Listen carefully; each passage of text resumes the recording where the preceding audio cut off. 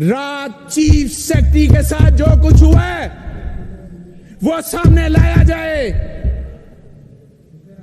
कि उससे किस तरह साइन करवाए गए हैं, कौन उसके पास गया था साइन करवाने के लिए,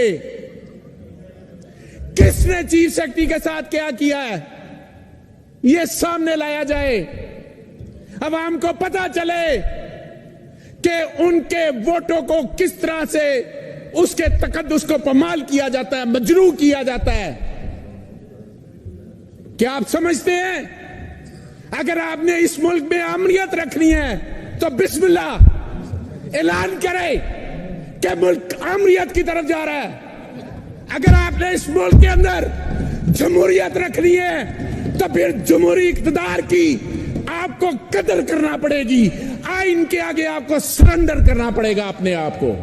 अगर आप अपने आप को आइन के आगे सरेंडर नहीं करते तो इसका मतलब है कि आप आइन से बालातर हैं। मेरा सवाल है कि क्या अपोजिशन इस हद तक चली गई, इनको अवाम के हालात का नहीं पता।